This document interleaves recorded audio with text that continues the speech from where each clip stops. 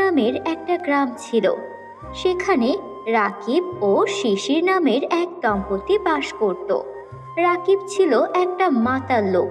সে মদ খেয়ে এসে মাতলামো করত, আর তার স্ত্রী শিশিরকে ধরে মারধর করত।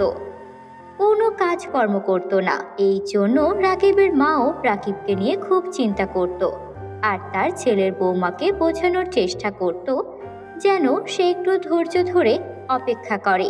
বন্ধুরা, তোমরা যারা গল্পটি দেখছো তোমাদের নাম কমেন্টে লিখে জানাও।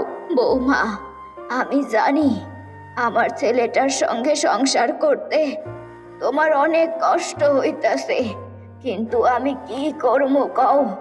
আমার একমাত্র পোলা, আমি ওরে ছোট থাইকা অনেক আদর যত্ন কইরা বড় করছি। আমি অনেক চাইতাম ও পড়ালেখা কইরা মানুষ হইব, কিন্তু ও মানুষ হয় নাই।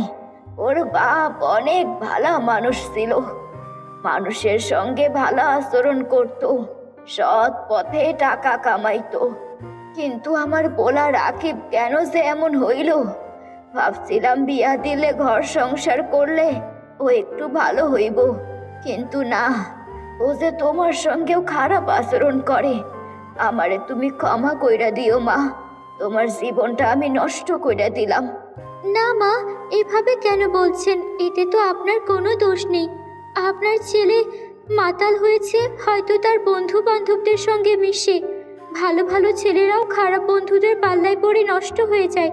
কিন্তু আমি অনেক চেষ্টা করব যেন আমার স্বামী এই মাতলামো থেকে ফিরে আসে। সে যেন আর মদ না খায়, সুস্থ স্বাভাবিক জীবন যাপন করতে পারে। আর তাছাড়া মা, আমি গর্ভবতী। 2 দিন পর আমার কোলজোড়ো একটা সন্তান আসবে।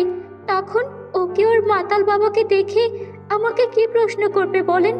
মা, আপনিও চেষ্টা করেন, আমিও চেষ্টা করি যেন ও সুস্থ স্বাভাবিক জীবনে ফিরে আসে।